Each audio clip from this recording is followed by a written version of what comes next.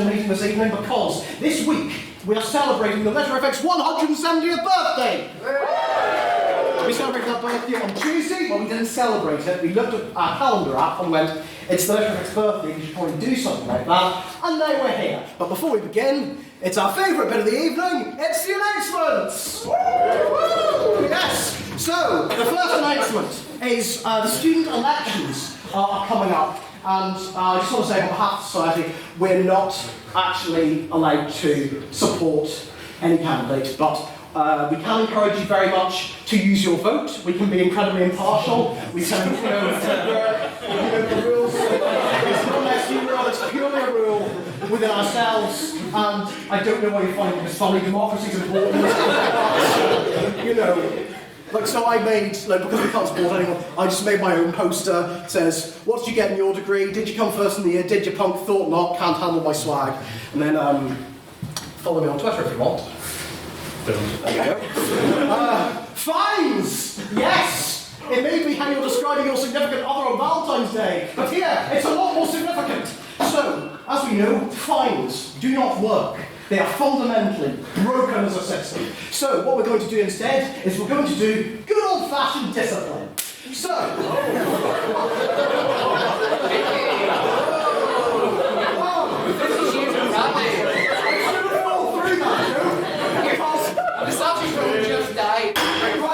Right, okay, I should have thought through that joke before I said it. I know that everyone in here has got the filthy mind of a random 14-year-old boy, but essentially what's going to happen instead is if you swear during the debate, bang the gavel, I will shout language at you, and if it's got to a stage where it's a bit excessive, I'll just tell you to stop. It's a lot easier, it makes everyone's lives a bit more calm, and it means that, I was actually going to say it means Colin doesn't owe me a Jeep anymore. He still does. I still require that fine, so it should be delivered to my home address, which any of the executive can give you. So we're going to move on from fines to the schools comp, which is some of our best work where we reach out into the community and schools come to us and get to engage in debate. So speaking about schools comp, Mark Gilmore. Thank you. I'm actually going to come up to the front because I was challenged by Bryson that this would be too scary for me. That's too scary. No. Children. They are the... Children. They are the future of humanity. They are lovely. They're adorable. These folks aren't children. They are teenagers. However, they still need encouragement. They still need love, they still need support, and they still need judging. from the junior base, I just remembered it.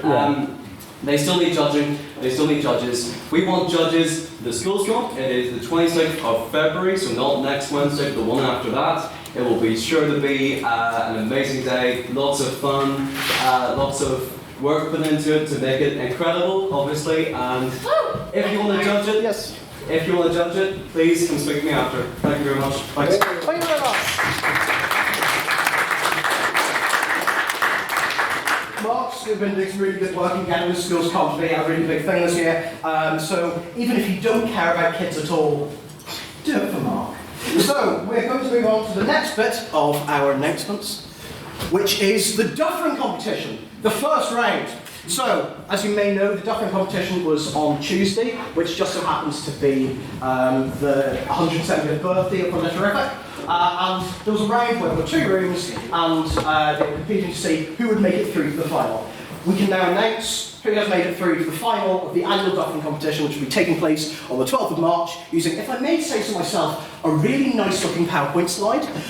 So, the people that are victorious are Chris Hubble, Matthew Bryson, Bonnie Like the Rabbit, and yes, she did tell me to write it like that, Ryan Hoey, Paddy Brennan, Tom McGuinness, Hugh Dobbin, and Mark Gilmore.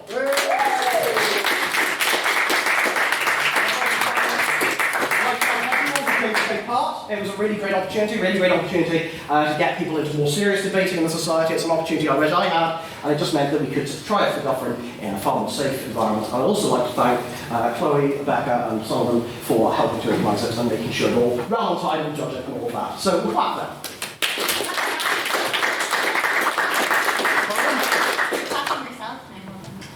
I didn't mention myself. I mentioned you. Oh, thank you very much. So that's that bit done, and we now move on to this. So, Conversazione is our annual formal, but there is someone in this room who knows far more about the sesh than I ever will. So to talk about the Conversazione, Colin McGrath.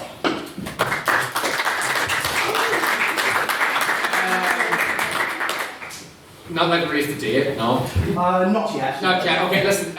Please come along. It is one of those mad nights in college that you sort of half remember, and when you're like 35 and the wife's yapping at you, and you have to pay the mortgage.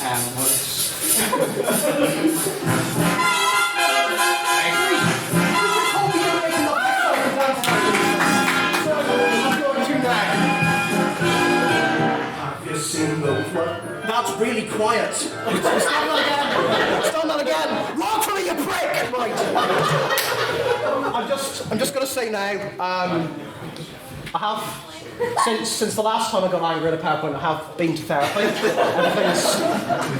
Everything's going well at home. Everything's fine. So we're going to try this again. I'm going to put on blank. I'm going to turn that volume up. That was weak. That was the same volume. It's a pawn in your game. Is that it? Really? Yeah. That was the same volume as a child trapped in a well. This needs to be a lot louder. So, Luke, you know what to do with that.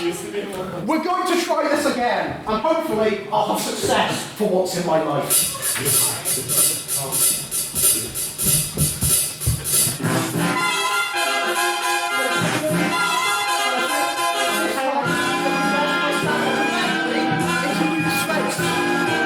Have you seen the well-to-do up and down Royal Avenue on that famous thoroughfare with their noses in the air? Black power suits they found, tickets costing £35, spending all their dosh on the former. It's partially speaks a week if you're blue.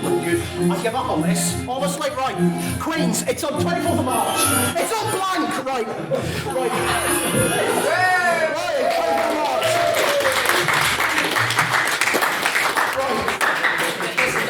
Jenny, if you do come along, there will be none of that, I promise. Please come on. It's great crack. You get pissed in the Ulster Forum without pretending to bundle himself for like 50 minutes or whatever. And then we go to a night out, and then we go to an epic after party that will be planned with plenty of free drink and stuff like that. So. Yeah, you may have noticed this board. I don't think it would be arrogant for me to take someone on. Yeah, there's another one because the full title of the evening is the history of Literific in 3 debates, 2 songs, and a game show. I'd like to inform the house now that that's the song I'd actually prepared for. So you're in for quite a treat. So we're going to move on with our lives. Queen's facilities, you need better speakers, you're weak. So, it's time for the minutes now, that's the end of the lecture. So please welcome to read the minutes of our last ordinary meeting, our Secretary, Chloe Ferguson.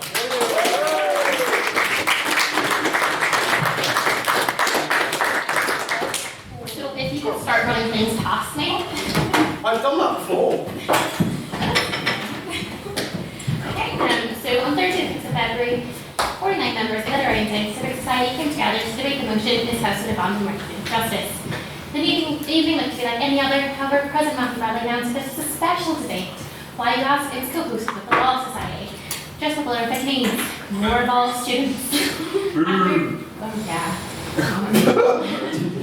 After a dose of announcements and a set of minutes, the President then produced an apology letter from Marshal Convener Matthew Sullivan, which, if I give its most generous description, could be termed insincere. Like you. It's not my fault. Just turn it off. Opening the floor to private members' business, the only issue of the evening was raised by Matthew Lee, bringing to everyone's attention of the anniversary of the Queen sitting 68 years on the throne, and how wonderful this all was. So, of course, that was not going to be spicy and create any controversy within the House. Surprisingly, Ultimate Expiron piped up in support for this, earning himself the fine of an illustrated apology letter due to unparliamentary language, but stating that he used to be against the monarchy until he realised that the alternative would be President Thatcher. Some Tories in this room just orgasmed at that point. Earlier reason, a huge percentage of the British Britain's population do like him, and Nicholas Ryan stated that the abolition of the monarchy is unlikely, however, does seem to be on its way to be more streamlined. Brian Toby then just decided to put it all out there and say, of course we have a queen. She's the chosen one. The family was picked by God. So you can see why after this and the hysteria that the room was bound to drum up, we quickly moved on to the next section of the evening. Hi, you late? Yeah, it is alright. Why, it's now to leave your house. Well, I just thought it's the birthday. You're in for a kick out this evening. My day was going so well. Moving on to President's questions, here goes your second door automatically by asking Matthew if he enjoyed the sausage roll Umar presented to him. Unfortunately, and due to unforeseen circumstances, the President was unable to consume this. After two normal questions from Jack Paddock and Ashley Kane, the room descended into a little bit of chaos as Matt Lee spilled coffee, I'm recording coffee, over the desk, and by proxy, my laptop bag, the finest in the post. Before moving on to the debate of the evening, the House welcomed the surgical charity officer of the Law Society to give an opening address. A vote of prior opinion was taken on the motion. This House would have found representative justice, 10 votes for the proposition, 21 votes for the opposition, and 22 abstentions. I will take that as a confirmation that anyone like myself, who is not a law student, was only really slightly aware of what was going on, but was just happy to be outside the walls of the library for the change. Speaking first for the proposition, Mr. Begg had opened the debate by calling out the most shocking thing about this debate. The fact that Tom and Matt were on the same side. Mr. Calvin said that while retributive justice might seem like a good idea, it's very focused on the action of the defendant and not the circumstance of the victim. The justice system does not consider the socio-economic systems of our society. Ms. Husserl in the case of the opposition by saying that retributive justice allows the giving of people what they deserve in a fair and controlled manner. And citizens enjoy living under the rule of the law. So it's similar to how all of you enjoy living under the rule and, pardon me, the slap of President Bradley's gavel here. Maybe some members lower than others, and Matt Lee does have a habit of calling you the sex dog, so Bryson, you might have some competition there for Bradley's affections. Sorry, Matthew Sullivan took second for the proposition, taking the utilitarian stance that harming is bad and helping is good. Retribution isn't simply evil because you're harming people for the benefit. The very concept says we can punish society as a whole through indirect harms. Speaking second for the proposition, and speaking second for the opposition, Mr. Michael Conway stated that the punishment acts as deterrent, and banting it totally fails to acknowledge the pain of the victim and points to our lack of understanding of that. A combination of restorative and retributive allows a balance to restore getting a more active and passive role. Mr. Tom McGuinness spoke to the House and said retributive justice is a temporary, nothing solution.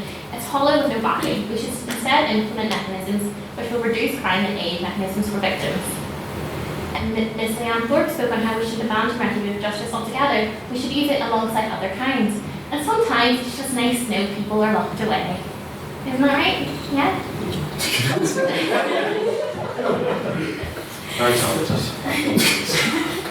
to the case of the proposition, Mr. Matt Lee told the House that in this debate there has been no talk about the background of the criminal or consideration of context. We should be instead extending our hand to help. Finishing the debate for the evening, Mr. Umarzian told the House that a combination of restorative and retributive leads to rehabilitation and lower crime rates. Questions were taken from Joe Riley, Calvin Conley Galway, and Lewis McCullough. With that, the vote of Speaker and Ability was taken on the motion, this House advances retributive justice. We have 27 votes for proposition, 7 votes for the opposition, 15 abstentions, leaving a win for the proposition. May I take the minutes as read? Aye.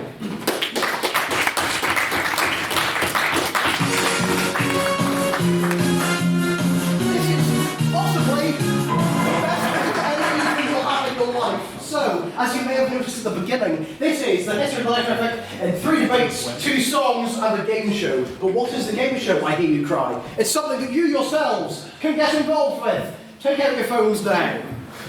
That link leads to a form that is actually a quiz. Throughout the evening, there will be various quiz questions. Make sure you do not swipe away the form. You can close it, but make sure you don't accidentally get rid of it. It's a Google form, and so there'll be questions throughout the evening just to have a bit of fun. And what is the prize, I hear you ask? Well, it is the most amazing delicacy that has ever graced the halls of the Literific.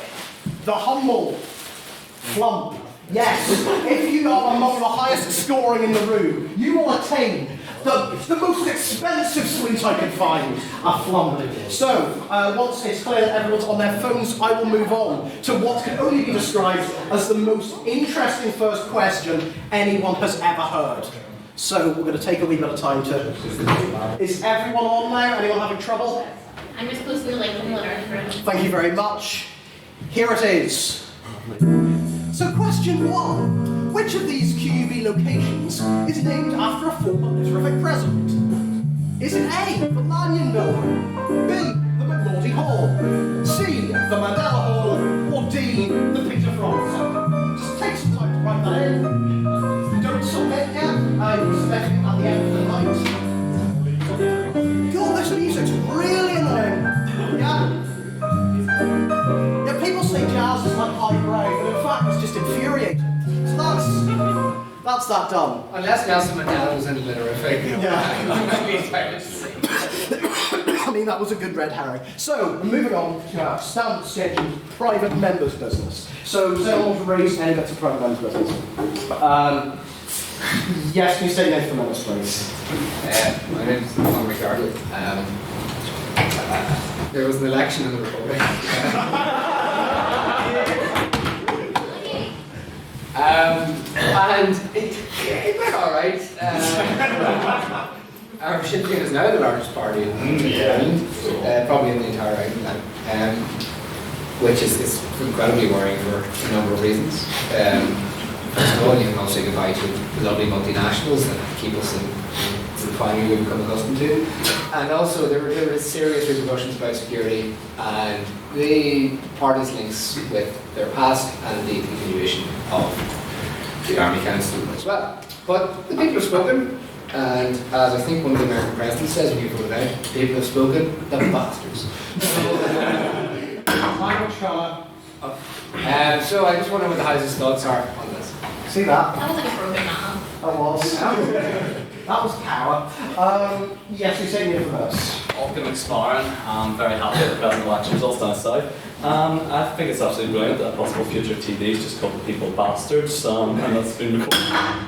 It was a direct quote for any journalist listening in the year 2025. Look, John, it's one of those things. However, Sinn Féin have made massive electoral gains in this election, and no one is going to deny that. And the possibility of a Fianna Fáil Sinn Féin coalition happening is now a very real possibility. However, the Sinn Féin vote, has to be remembered, was gained during the election, and about 10% drop in votes for independent candidates, and it's pretty much wiped out Irish Labour is where this vote went to. So unless Sinn Féin make a lot of people very happy very fast, they will find that their entire vote base goes away in the next election.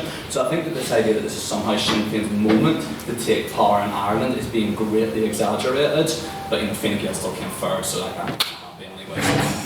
Are there any other thoughts? Yes, we say anything first, please. Yeah, I agree with what Malcolm said there. Every few years in Ireland you have a new party that comes up, well not new in this instance, but a party that comes up to take somewhat of a populist mantle down south. And obviously this time with Sinn Féin, 2011 with Labour, back in very, say, progressive Democrats back in the 80s. So I think the problem is that Labour, not Labour, sorry, Sinn Féin does as Labour did in 2011, then they could potentially be in for some pretty tough times in the next election. So I think really is that for them the best decision might be to play the long game as opposed to simply going into government first possible opportunity down south.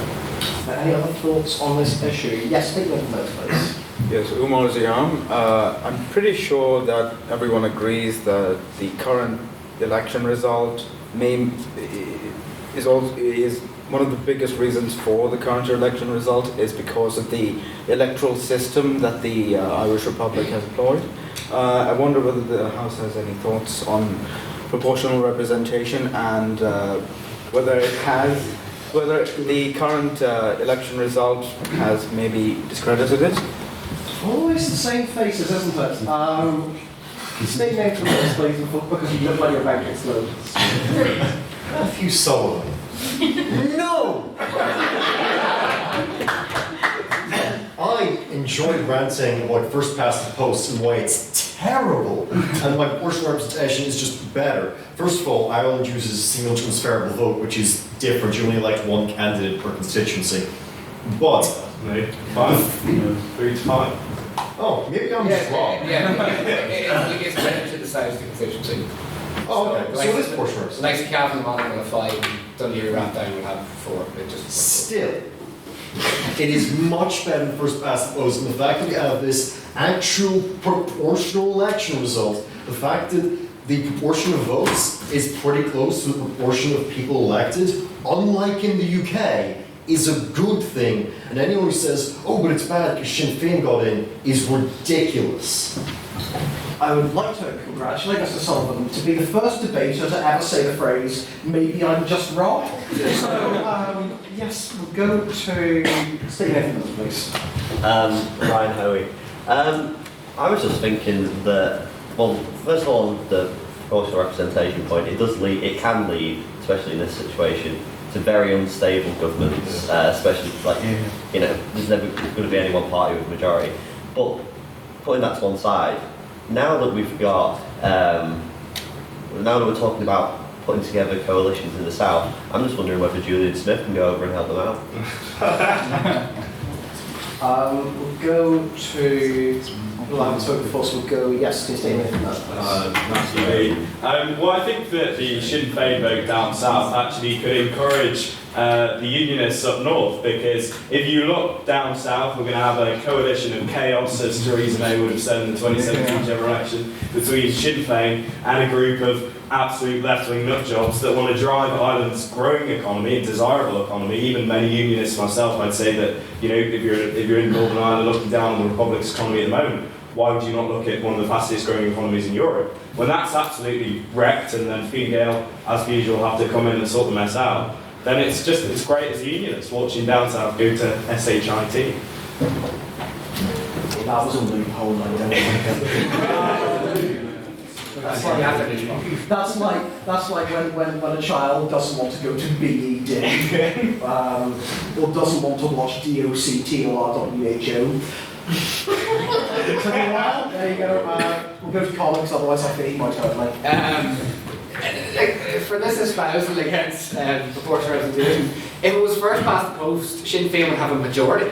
Do you realise proportional representation is good? Listen, I understand its ills. I was an account centre until I lost track of time and space, but it is one of the most clearest expressions of democracy that you can have through an electoral system, as opposed to first past the post. And I'd say a lot of Britain's ills at the moment is due to first past the post, because the rise of that sort of far-right Brexiteerism would not have to have been abated by David Cameron through a referendum if they actually had representation in the House of Commons through proportional representation. That's just simply a fact. And also, first past the post allows governments to, tell their Chancellor, unless you sack all your advisors and become a puppet to the government, you can either stay or you can go. And in fairness to Sajid David, as I said, before playing him, he went, he stood by his principles. And Julian Smith, why did you get rid of Julian Smith? We liked him. He was he went to the bars and stuff. He was actually a good lad. And now there's some other guy, and we're no, I just don't like him.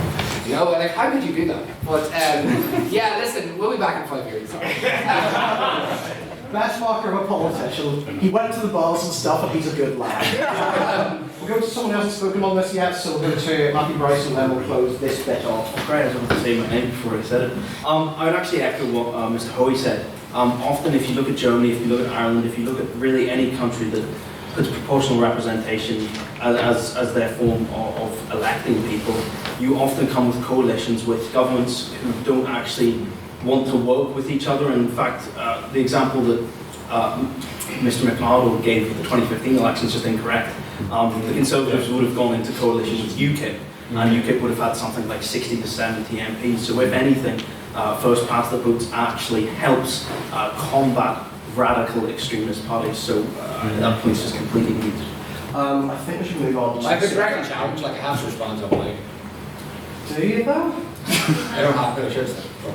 You're right, Peter. I didn't like that. Are there any separate Everyone doesn't like that. separate bits of Pride Men's business? Let's take the name of please. Bevan Tankard. So today's cabinet reshuffle, it looks to me like Johnson and Cummings are trying to get rid of anyone who's actually competent. What does everyone else think on this, especially the sacking of Julian Smith, the non-Irish secretary?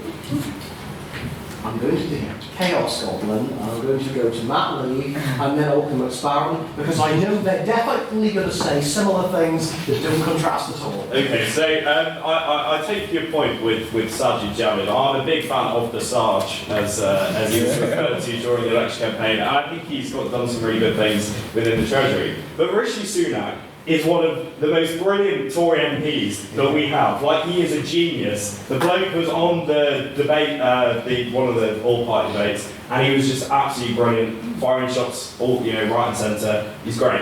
Also, I was very saddened to see Andrea Leadsom, who a lot of the Tories will know I have a deep affection for. She's no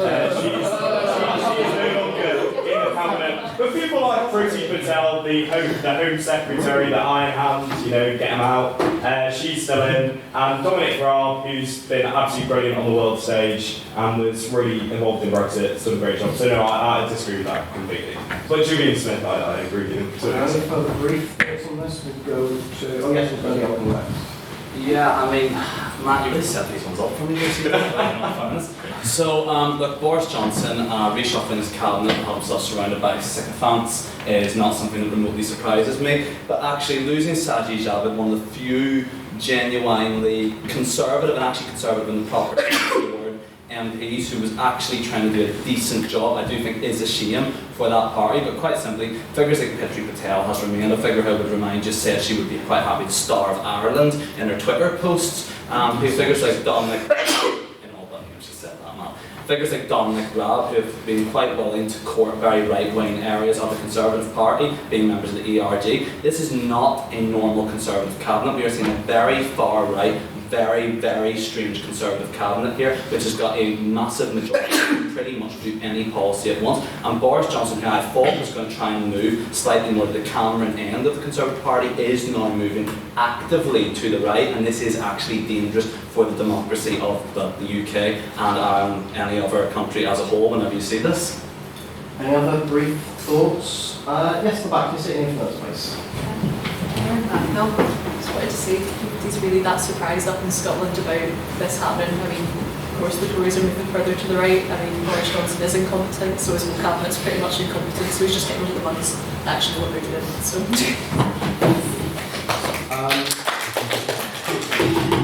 That was a really wholesome, like, you don't normally get that.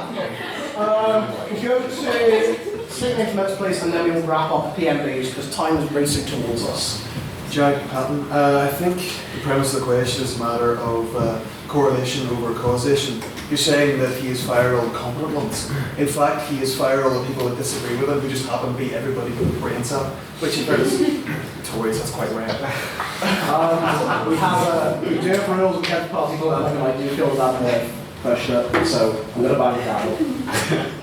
There we go. Haven't done that a lot this year, and I have to say this base is incredibly weak. So we're going to move on from private members' business to, is it President's Questions? No!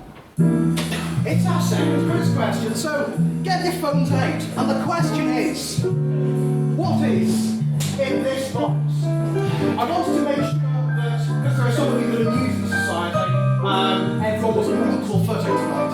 I was going to say, if you are new to the society and you haven't been here before, it's not normally this strange, it's just as the birthday. So what's in this box? Is it A, the gavel, B, the bear, C, a lapel pin? Very much encouraged to purchase one, or D, my will to live. So what's in the box?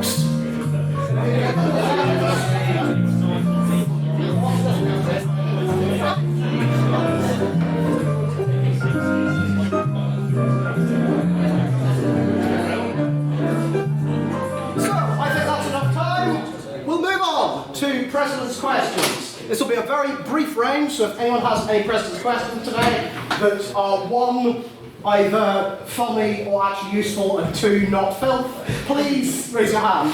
Yes, please take the name for notes, please.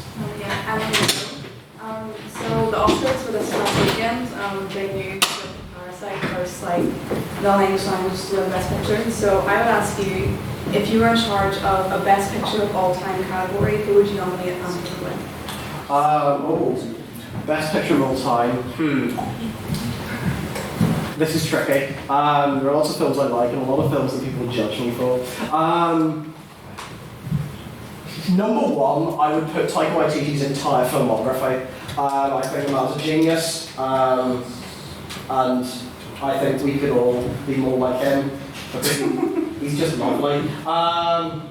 Second, I would probably put, it's a BBC Radio 4 documentary, or just specifically a segment from it, where It's about the Stone Age. It's about cavemen and things. Some people know what this is, but effectively what it is the head of, I believe it's London School of Speech and Drama, and one of her poor pupils. They figured out how cavemen used to speak, or that's what they said, because what it looks like is a woman trying to destroy his career on national television. So cavemen, you know, the classic, not according to them, this is how he spoke. So it was 1, 2, 3, and she said, a bit more high-pitched, and this guy's thinking, oh, sure he is. And so, 1, 2, 3, okay, that's fair enough. And then the narrator goes through other bits, and you can just feel the guy going, I wanted to be a proper actor, my career is dead. And then she forces him to go, 1, 2, 3! And it's the best thing ever put on TV. I can't do it justice, no one can. I think it may be the best thing ever put to film. Are there any other questions? I don't think we need any after that. So, we're going to move on to the next quiz question. What did E.L. Godkin have for breakfast on the 3rd of December 1856? This is one for the hardcore literary knowledge people. And the options are this: steering, a bit of jazz, a platter of meats, toast, or D, typhoid. So, what did E.L. Godkin have for breakfast on the 3rd of December 1856?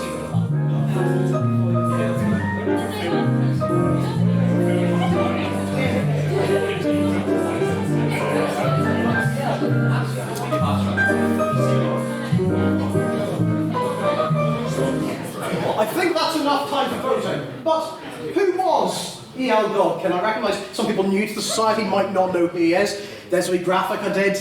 Quite pleased with that. So, Queen's University opened its doors to pupils in 1846. So the first academic year was then. The university says it was founded in 1845. It was founded that year. Students weren't allowed in because it wasn't going yet. So when we say the Literific was founded in 1850, we really mean that the Literific was founded in the first academic year at Queen's, 11th of February, so it was not long. Seemingly, Edwin Lawrence Godkin, or possibly someone else, we're not entirely sure. The records are very hazy. They decided we're going to start a society. There are various societies around Ireland that are called the Literary and Scientific Society, which is our full name. And so we are the oldest society at Queen's. Now that's going to be complicated a bit later on because it's a plot twist. Yes. So yeah, February the 11th, 1850, E.L. Godkin decided to form the Literary and Scientific Society, which I was going to.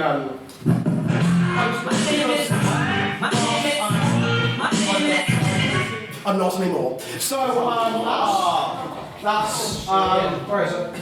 There's the pen. Songs we never had. I did song 1. 2 songs. There we go. 2 disappointments. 3 debates. You can't call them 2 disappointments. That would imply they're different to the rest of my life.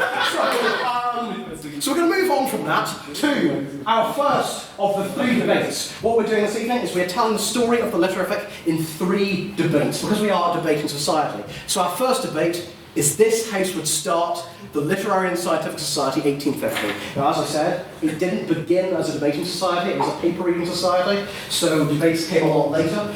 Paper reading society is essentially when people write academic journals and things, and they will discuss them in a big room. It was quite stuffy, I presume, I wasn't there. And that's what it was, so it's only they did debating later, but I believe it was on their radar. So, please welcome up to propose the motion, This House Would Start the Literary and Scientific Society. No one yet, because there are 2 bits I've forgotten. The first of which is the rules. So, there'll be 7-minute speeches. These will be mini debates, so there'll be 1 person on each side per debate. First and last minutes are what we call protected time, which means you can't ask questions. The end of the first minute of protected time will sound like this. The beginning of the last minute will sound like this. And then when we want them to wrap up, 7 minutes have been hit, we hear this. Just 2 of them will do.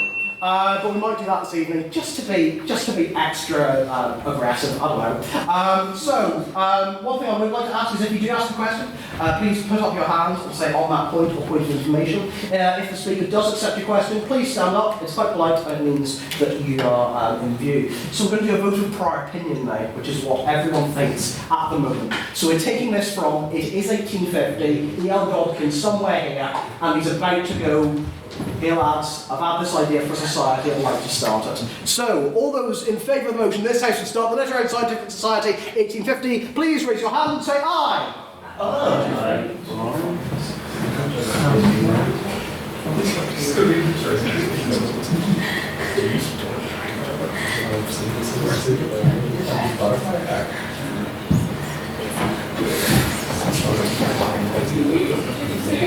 And all those against the motion, please raise your hand and say nay. 3, 4, 5.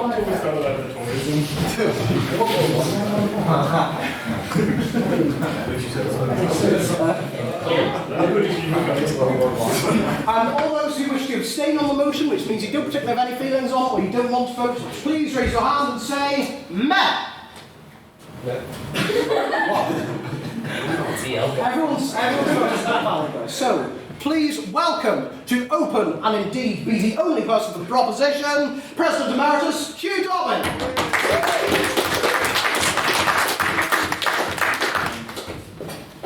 Well, the year is 1850, the famine has just cleared up, so it's time for a change in our society. And the way to do that is by establishing the first session of the Literary and Scientific Society here at Queen's University, Belfast.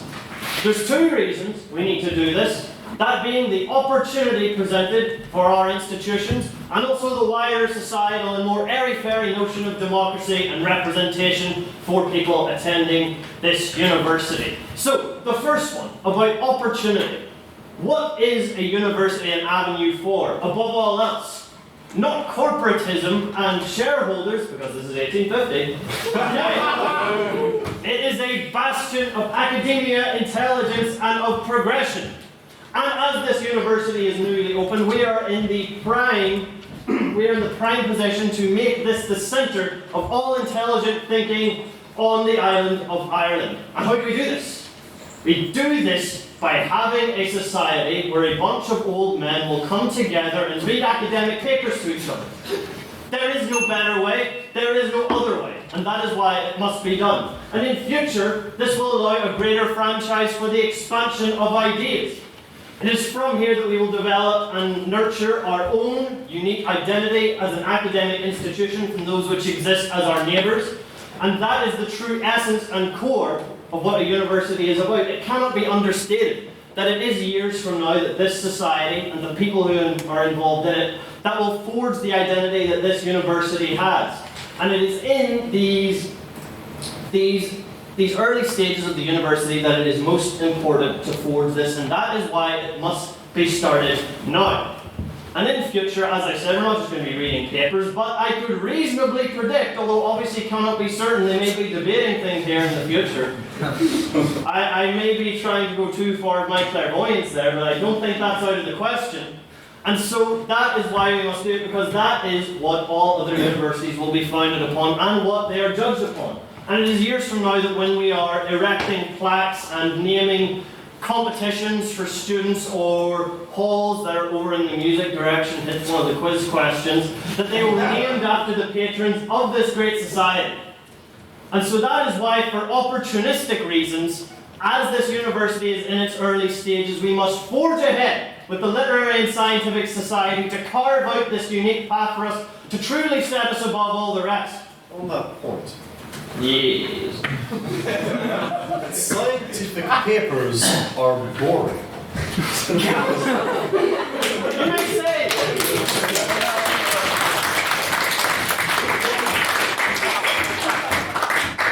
Scientific papers are of interest to those who digest them on a regular basis, and they are a necessary evil of any sort of academia. But I'm going to go on to my second point, that being democracy. And that at the meantime, what we need is to give people a voice in this community, no thank you, and in Ireland. Because, for any of you in the room, unless you are the rich Protestant landowners, of which I know there are a few, you do not have a vote or any representation. And if you're a woman, oh, I'm so sorry.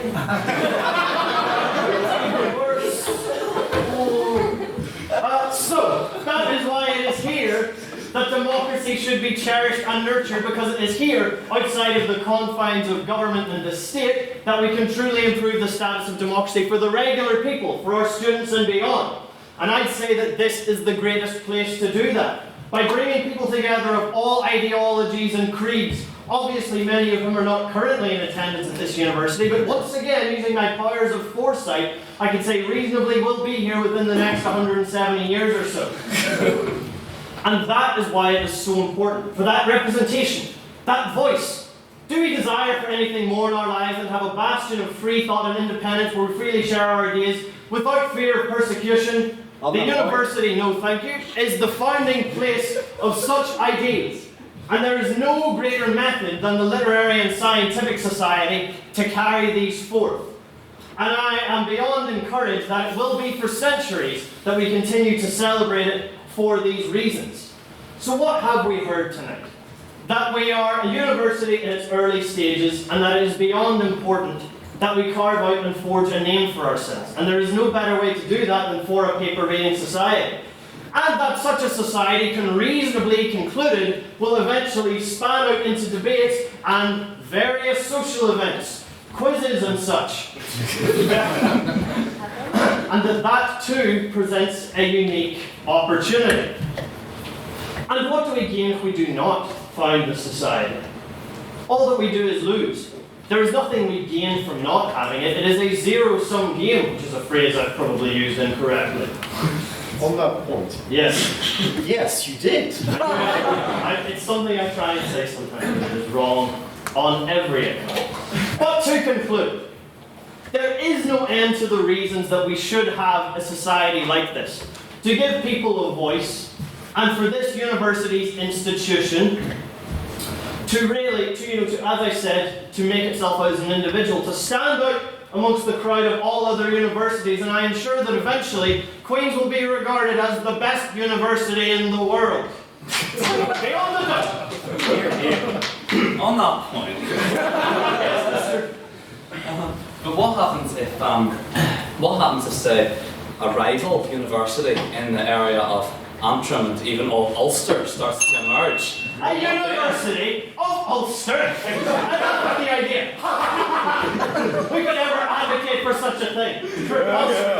Where will people go? To Dublin? To Galway? To Cork? Nay, it is here that they shall gather. And so there is no end to the reasons that there ought to be a literary and scientific society for us to go to. And reasonably we could say that probably about 165 years from now, there will be someone starting out their degree who spends no time in their degree and needs somewhere to go every Thursday and has to go somewhere so they can public speak, so they have something to attach all of their ego to. And for that reason alone, ladies and gentlemen, we should found the Literary and Scientific Society in the year 1850. Thank you.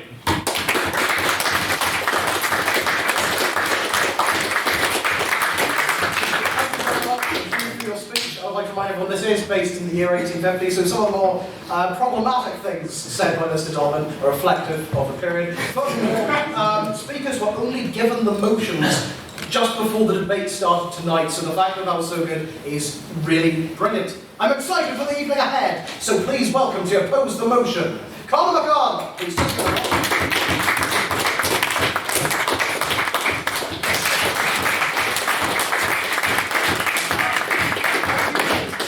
much for your speech. Just a clarification. It is Edwin Lawrence Godkin, not Edward, but I don't know why I'm correcting it for him, because if you met him today, you'd probably think he was a phenomenal bigot. So we're not doing questions for these. We're just going to go straight to a vote in the interest of time. So all those who believe that we should start the Literary and Scientific Society, please raise your hand and say aye. Speakerability. Aye. Yes. Well, actually, Godkin was part of like the Muslims in New York. They're famously liberal. You got the Catholic vote. Yeah, I'm frustrated. And all those who think that the opposition spoke better, please raise your hand and say nay. Thanks.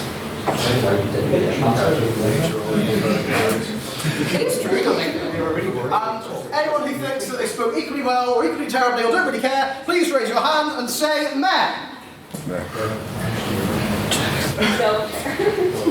Can you put that like warning at the end that all those speakers thing is actually not what they believe? Just Yes. for like 20 years time. This is not. These do not reflect the actual opinions of the speakers, unless they were alive in 1850. They reflect my views.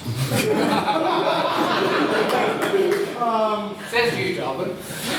Before we hit the vote, I didn't get much sleep, so I was busy making all that guff. And I nodded off in the social space earlier, and there's been nothing this evening that could prove to me that I'm not still in a weird dream. So, Madam Secretary, could you please read back the vote of prior opinion first? Yes, so the vote of prior opinion on the motion, this has to start Literary and Scientific Society, 1850. We have 26 votes for the proposition, 6 votes for the opposition, and 1 abstention, so the proposition had it. The proposition had the vote of prior opinion. What about the vote on speakerability? The vote on speakerability, spicy. This house would start the Literary and Scientific Society, 1850. We had 22 votes for the proposition, 8 votes for the opposition, and 3 abstentions. So the proposition won. The proposition has it, everyone proposition has it. Well, the good news, the proposition won, so we can follow the prime timeline, and I don't need to edit anything. So, in the years that followed, the Literific became a debating society. There was the first female president in the form of Sheila Moynihan, who is, I believe, related to Dermot Moynihan, and is a very influential figure in early Northern Irish politics. It progressed through the years up until the 60s, and that is where we will go next. But first, we move on. Oh, that was there the whole time. To question 4. And Hugh, I think you'll particularly like this one.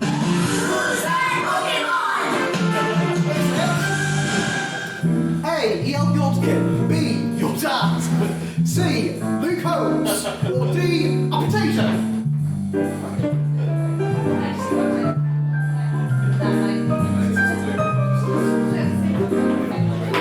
I like to make sure it's a fairly playing field. I would like to warn you, some of these questions are factual.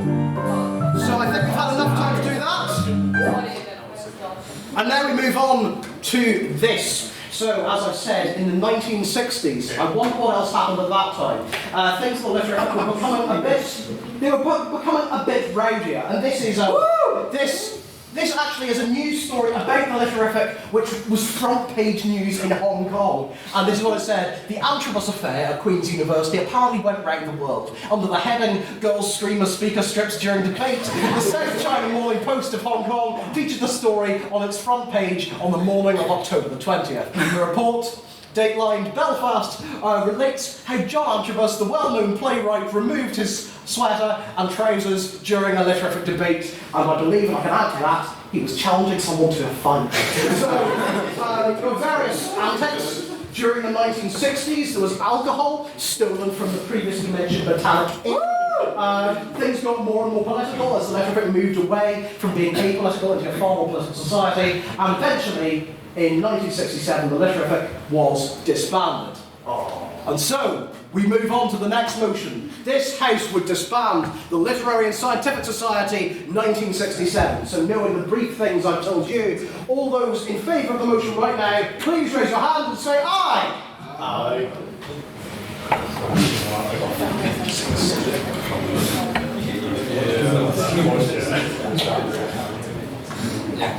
What are the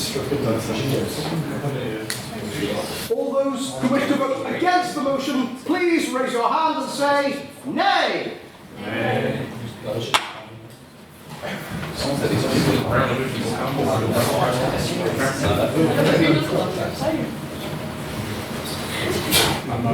Yeah, nothing else. And all of those who wish to abstain on the motion, who don't really know or don't have an opinion, please raise your hand and say nay. See? Madam Secretary, could you please read back the vote of prior opinion? Vote of prior opinion. the motion is held by the Scientific Society has 8 votes for opposition, 23 votes for the opposition, and 4 abstentions, so the opposition has it. The opposition has it, everyone, the opposition has it. Can we be convinced? So please welcome to propose this historical motion set in the year 1967 while Patrick Crichton was Doctor Who, Jay Radcliffe.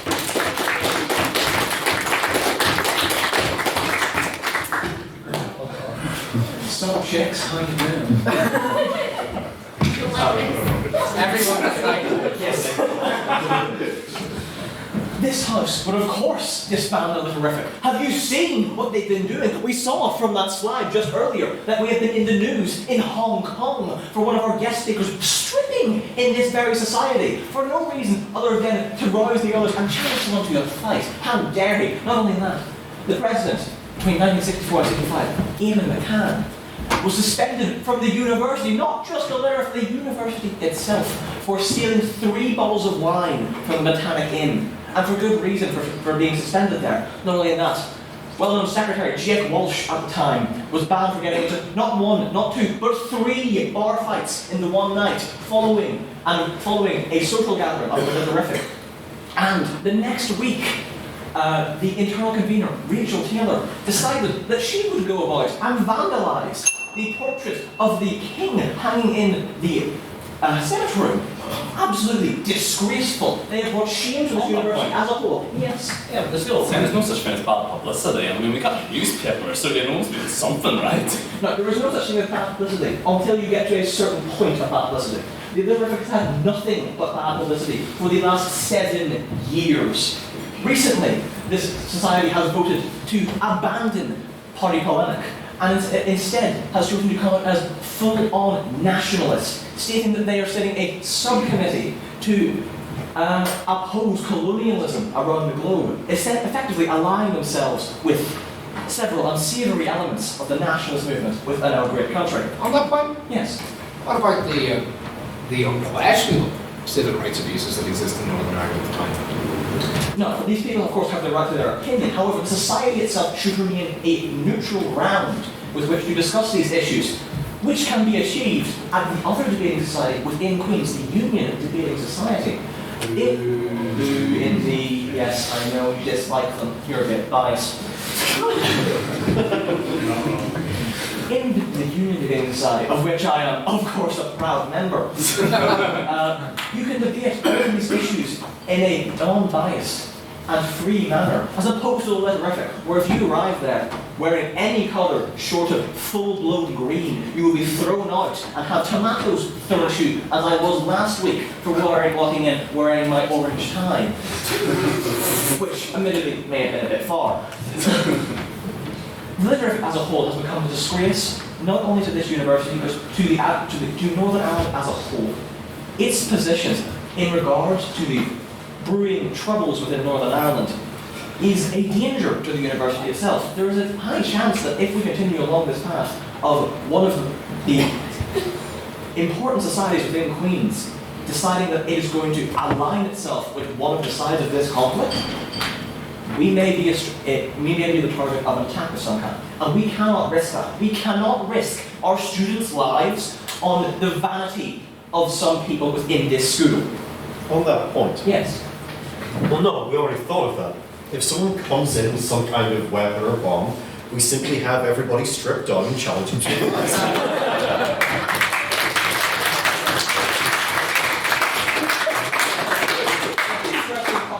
However, you know how insane both sides of this conflict have become in recent times. Tensions are only going to escalate, and it will not get better from here. I doubt a room full of half-naked men will scare them off.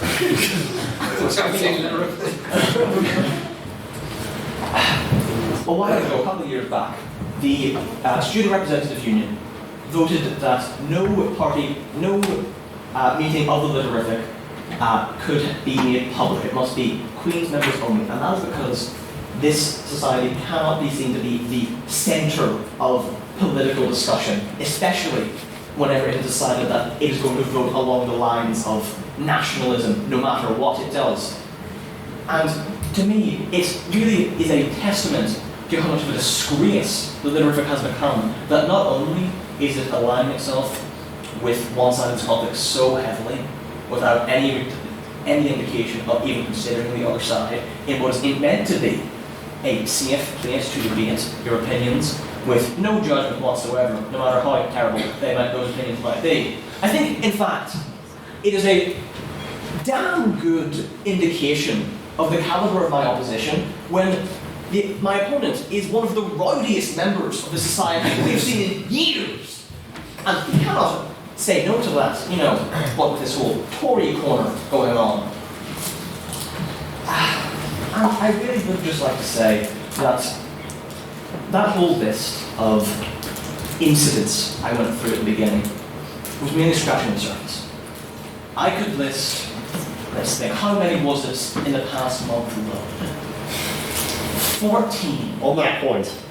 No, not enough. 14 incidents. 14 separate incidents of members of this society being rowdy in bars, vandalising this university. In fact, several members of the society have come after a session in the Literific to a lecture the next day, still drunk, which, you know, is almost impressive at that stage. But they're bringing down the reputation of this university. This university has been banned from 3 separate, all students from this university come from 3 separate pubs in the city of Belfast. I don't even know how you get banned from a pub in an entire university, but this pub has somehow managed that. And it's because of all of these disgraces, this alignment in a brewing war that may be about to break out in this island, this disgrace that is bringing to this university, the fact that it's been noticed in Hong Kong, of all places, that I urge you all to vote with the proposition tonight. Thank you.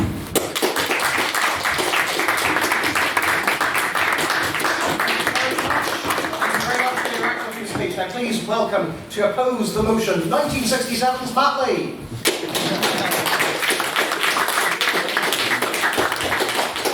Well, as you can probably guess, I'm no Republican, and you wouldn't hear me shouting about Chucky R&R and etc. But all I can say, at the moment, the glad thing in this debate so far is that with all the talk of naked men, that Matthew Bradley still, sadly, has not stripped. And shown us Forrest and sausage roll. But anyway, I'd like to have an intervention on parliamentary language. Nobody wants that image in their head. I think it'd be best if you didn't mention that for the rest of the debate. I'm not insecure.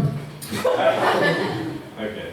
So it's 1967 and our society is bordering on the Bullingdon Club Ulster dancer to its own boys anyway. That we're wrecking bars and getting chucked out, that we're having unsavoury debates, that people are stripping naked, challenging each other to a fight, and who'd guess that 100+ years later we'd still be debating, we'd still be engaging? That's what one can assume from our society. But why in 1967, therefore, can't we raise the highbrow? Why can't we have the debate? Why can't we engage within the halls of the university? Why can't we strip naked and challenge other people to fights? Why can't we steal bottles from the capitalists in the pubs, the Protestant landowners who own these establishments? Why can't we move forward and engage in that level? And the proposition speaker spoke very well, Jay. He spoke very well about why we should abandon it and why we should move on to a union debating society. Why not stick with the original, hey? Why not go back for old time's sake and stick with the original? On that point? Yes. Well, if we're going to stick with the original, why have we let Catholics and women into the society? That's very true. Times must change, and with them we change. Everyone will know that I'm not necessarily a fan of such change. Well, no.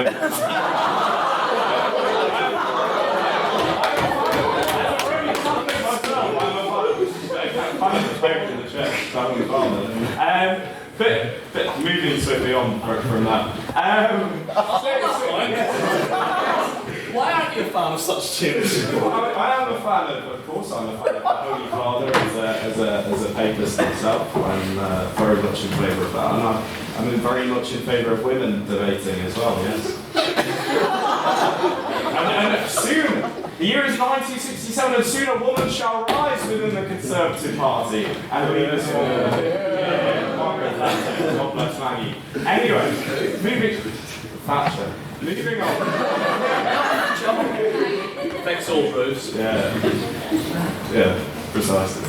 So moving on, yes, we must move with the times and we must include women and Catholics. And if we do that, then what is the need for the society to go?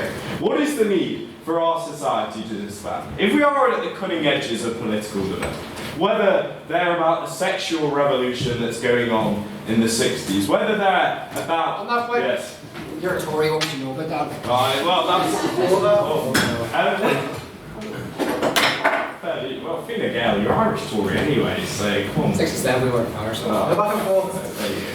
Anyway, moving swiftly up. Well, actually, the Tories had loads of sex scandals in the 60s. Okay.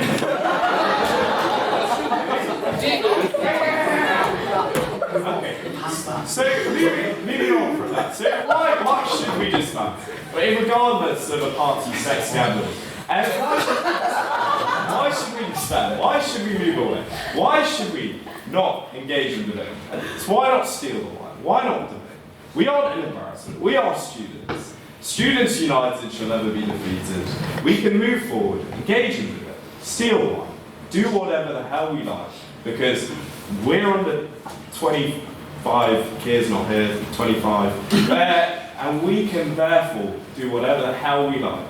So that's why I ask you all to back the opposition against this moral, church dogma-ridden, ban societies that engage on the fringes. Ban women that don't show their ankles. Ban men that don't go stealing alcohol from the pubs. What next will we ban? Why do we regress? Move forward. Liberation. Sexual liberation. Everything.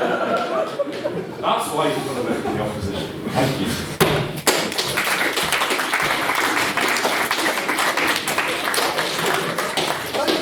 Ali, for what I can only presume is excellent character work. That was just selfish. Stop calling it Tory corner and start calling it horny corner. What is this? So we're going to move on, right? We're going to look at that, and so we're going to go to a vote on speaker ability. Honestly, I feel like I've aged about 10 years, so it kind of fits the time travel thing. So, anyone who believes that the proposition spoke better, please raise your hand and say aye. Aye. Raise your hand high and only 5 foot 6. I'll get one vote.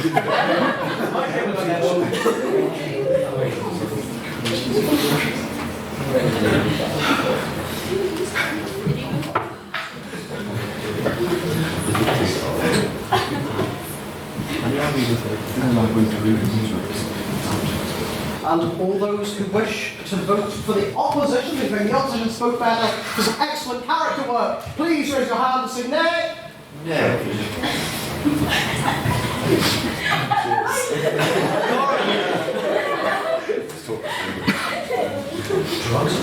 And anyone who wishes to abstain, I believe both sides go equally well. Please raise your hand and say meh.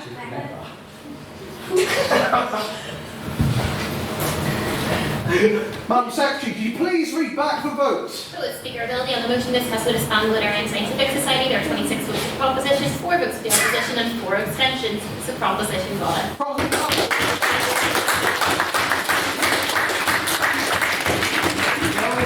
Coming up with this, we've done a lot. We've done a lot this year to be more inclusive, to make sure that everyone feels welcome here. Are you sure highlighting the history of the society won't take us back a few steps? No, it'll be fine. So, without further ado, we move on to our next vitally important quiz question. Question 5. This is a factual one. For fuck's sake, Bradley, don't put that up. Oh. I can stop you from speaking and stop you from giving POIs and stuff, so apologies. That's power! A. Enda Kelly, B. Marcia Hurd, C. Colin Farrell, or D. Dara O'Brien. Which one of these has won the Irish Times competition? Genuinely, yeah, one of these people. This might be our last factual question from the evening. Dara O'Brien.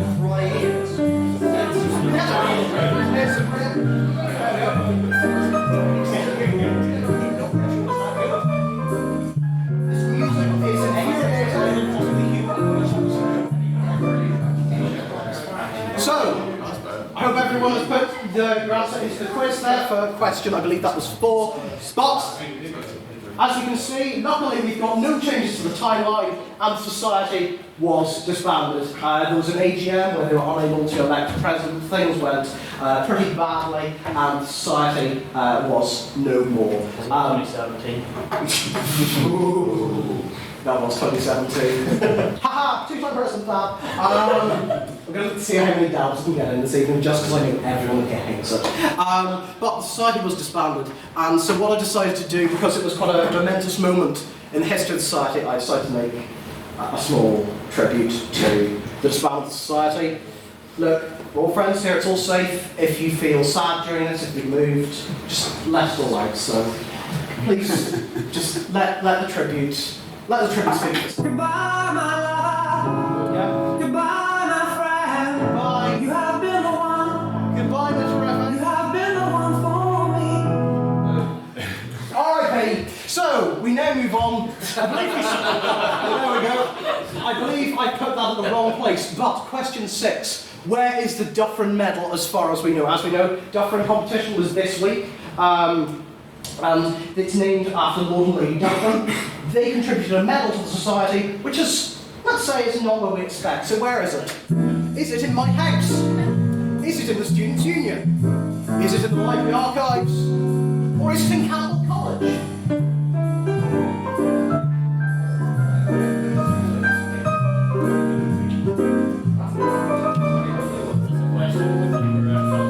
This is a question with a correct answer.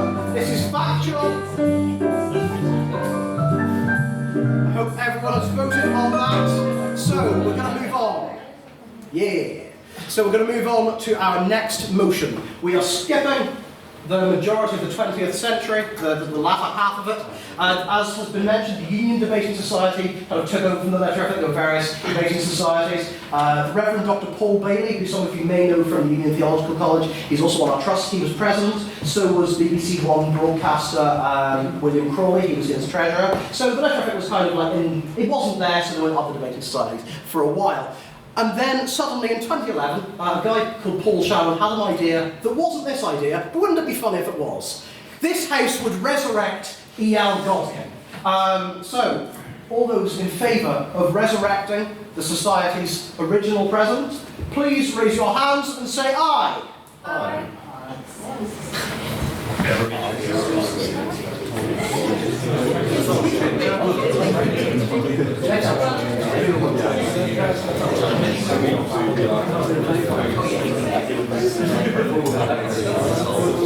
And all those against the motion, please raise your hands and say nay.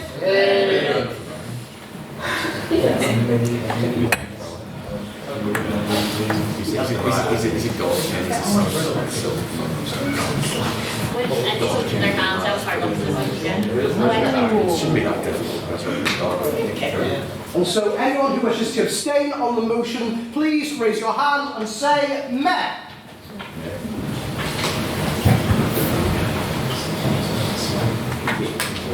Madam Secretary, could you please read back the vote on prior opinion? Vote of prior opinion on the motion to establish resurrect E.L. Godkin had 10 votes for the proposition, 19 votes for the opposition, and 6 abstentions, so opposition has it. Opposition has it, we're not going to resurrect him. So, what is about to happen? We're about to find out, so please welcome to speak for the proposition, Bevan Taggart.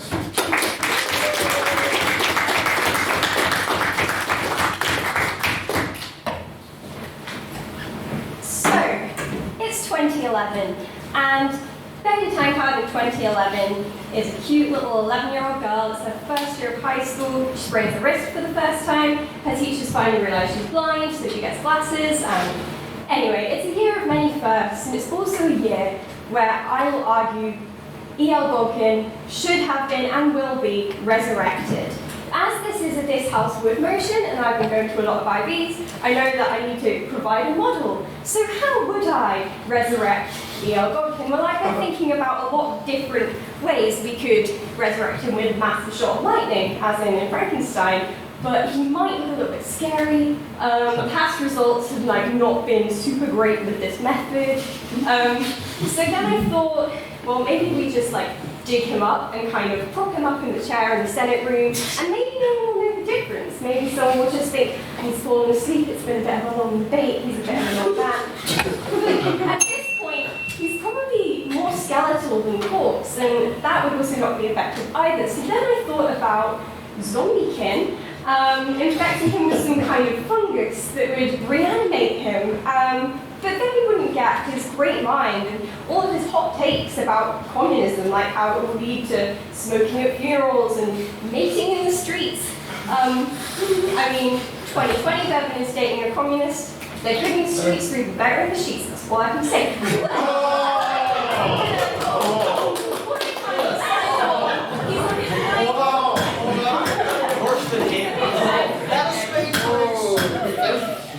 So what I finally decided on was AI Godkin. By generating AI Godkin, we can have a modern Godkin for a modern world. And this would be how we resurrect him, but on to the points of why we should resurrect the Godkin. First of all, for Godkin's own sake. I found out today that Godkin is buried in Daventry in Northamptonshire. Does anyone know Northamptonshire? It's shit. It's really shit. The damage that I used today is justified. I live next to Northamptonshire. It is underfunded. There is nothing to do. It costs £20 to get the bus anywhere. What do you mean there's nothing to do? Godkin's grave is there. No one knows even exactly where Godkin's grave is, so you could kind of wander around the field for a bit looking for it, but it probably wouldn't be worth your time. It's also near Catchment, and it's also a bit of a dump. So therefore, yeah. You're speaking adequately about the lack of investment and underfunding in this area of England. Who would be to blame for that? The current government or one that's been in power for the previous decade? I don't know if you're insinuating something about Godkin's conservative views. How he might not want to fund in areas like capturing. But Godkin had many different views throughout his life, and his ideas on that sort of thing completely varied. He was very fond of sort of justice and liberalism and liberal economics. So I think that he would probably have invested in capturing. So first of all, I think we should save him from his unfortunate grave. Secondly, Godkin originally had the power to bring members together, and he could do so again in 2011 when we haven't had a Literific for so long. It would also raise the profile of Queens to have the first AI president of a debating society. My boy, yes. couldn't you just do it through a seance? Can we get a big Luigi board? That is also a fantastic idea, and I will consider that.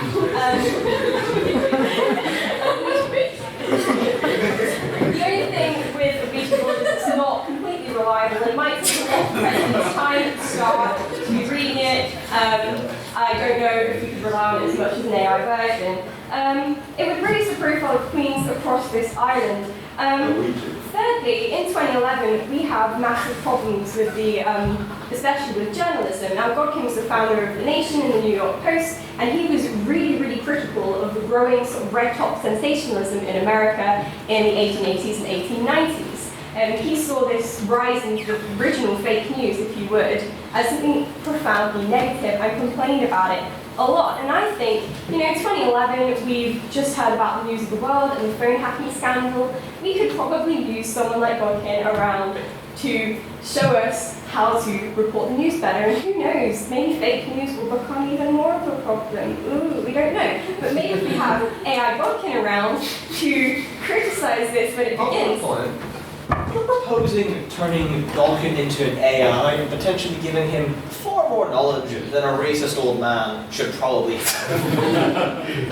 Now, we bring up Godkin's racism, and a lot of Godkin's racism and sexism, I know is what Bunny will bring up when she says her piece. She'll go on about how he's in the past, he should be left in the past, and can't move forward. But as someone from the past with the knowledge of today, I think would be able to develop and move on. He's an intelligent man. You cannot judge people from the past by today's standards, and by the standards of the past, he wasn't, I'm not defending racism, but he wasn't horrendously racist. He was anti-slavery, and he did a lot for, I'll just point out the issue. If Godkin's intelligence is alive and well, he'll probably object or even legally take action for us using his face on all our branding and creating many online jokes about him.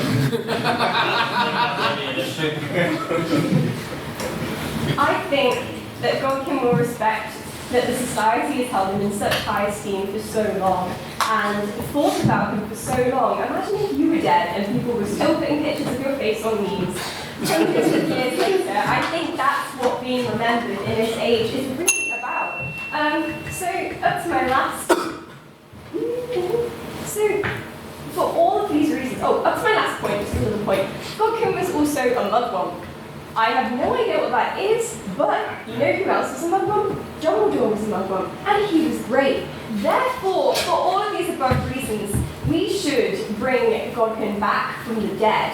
If you don't agree, I think that you're not being part of the proper spirit of the Literific. We need Godkin here to give us his opinions, whether we agree with them or we don't, and we can debate him in the proper manner. He will raise the profile of the society, and he will bring the society back from the dead along with him. So I beg you to support AI Godkin.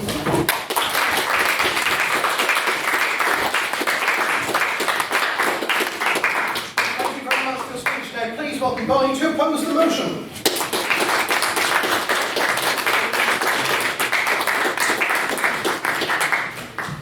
Yes, that is my real name given by my mom. Okay. Today's motion is whether we would resurrect E.L. Godkin. And funnily enough, my first entire speech was how would we resurrect him? Would he be a zombie? Would that start an apocalypse? Would that be giving Bradley too much power to resurrect anyone he wants? And if it were to cause an apocalypse, which actually clearly you won't because we're not dealing with zombies, but are we ready for an apocalypse? I think many of you would say you are. However, by resurrecting someone who's dead, would we then find out what death is? Because I'm not ready for that. I'm not ready to find out what that is. Let's say he was resurrected as he was, who was a frail old man. Remember that he died just after having a apoplectic stroke, and resurrecting his body, as Ben said, would probably not be the best thing to have a skeleton standing right behind me. But if you were, let's say, to resurrect him in full capacity at his prime age, whatever that age was, and I'm wondering, he didn't have any family. My Wikipedia didn't say he had any girlfriends or boyfriends. On that point, yes. If we resurrect him, then should we encourage him to have children and breed? Are you alright? On that point, he was 71 years old. So if you resurrect him at 71 years old, I would really not encourage him to breed. Yes, that's my answer for that. Okay, so given that he has no family, who is going to take care of this frail old man? I'm sure that Bradley would volunteer, but I don't think that Godkin could take the commute to Bangor. Okay, so let's say we resurrect him as a prime, as an AI, and we add him to the Literific. So we know that he spent his prime time writing for an American post like The Post or The Nation. For those who did not know at the time, The Nation was openly opposed to socialism, as I have found out many of you as well. But they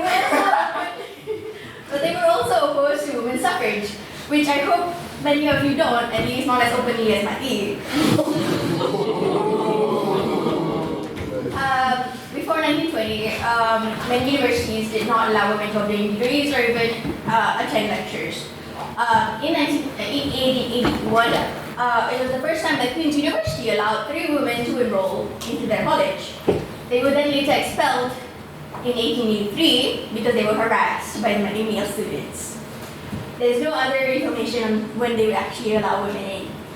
So, but this was definitely justified because clearly 3 women in a college of over 100 men infringed on their fragile masculinity. To resurrect E.L. Godkin would not only be bad for him in many ways, as seeing this brown girl speaking in a university would give him another heart attack. Would that not be a good reason to show the Arab bigoted racist? how stupid his ideas were and make him pay for his horrible racist ideas. Like, look, we have some fantastic women and people in the society. Like, would that be a great victory for... You're right, you're right. So as I mentioned, it would give him a heart attack to see this brown woman speaking up here. I think we should invite all the racists to watch him speak up here and give them all heart attacks if that's possible. But in this case, for real God kids, he's already dead. Why put him through another heart attack? But it would not only be bad for him, but it would also be bad for the Literific and its members. Particularly, yes, I asked you if Godkin would agree with how we run the Literific today. Because I'm sure he would not. As we started off, it was a paper reading society and that discussed non-political things, and he was not president for long before they actually discussed political things. And here we are very politically driven, which is a good thing. On that point, yes.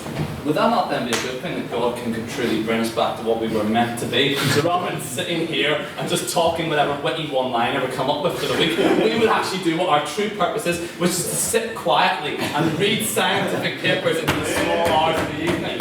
Yeah, science! I think I would say the public message. I think Mr. Octopus Claren is planning to open up another club of reading boring science papers, but that is not what we do here. That is definitely not what he does here every week.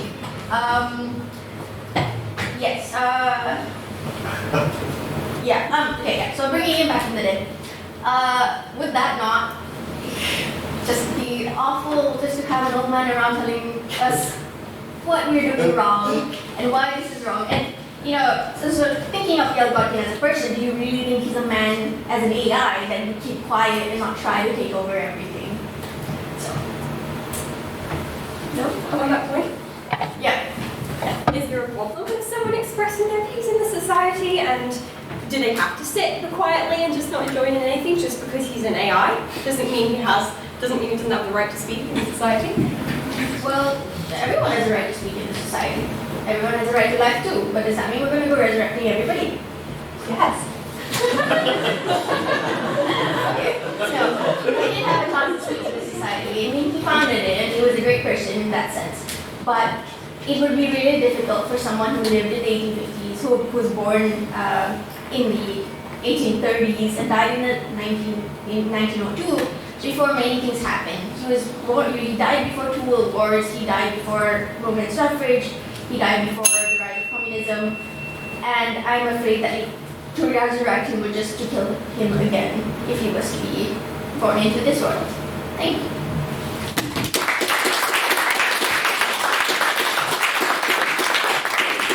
Thank you very much for your speech. So, to resurrect or not to resurrect, that is the question. If you think that the proposition spoke better on this motion, please raise your hand and say aye. Yes, proposition first.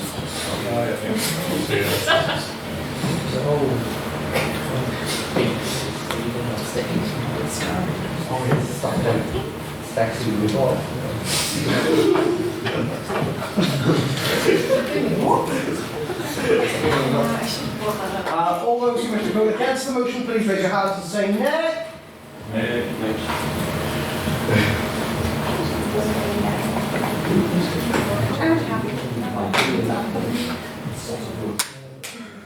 And all those who wish to abstain on the motion, please raise your hand and say nay.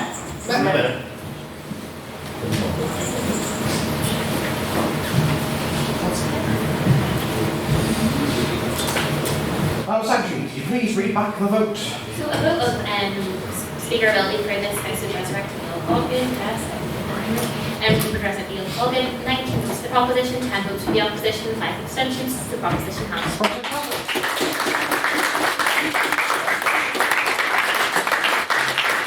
I'd like to thank again all of our speakers for tonight. They weren't given much notice with the motions, and they did a brilliant job, so another round of applause for them.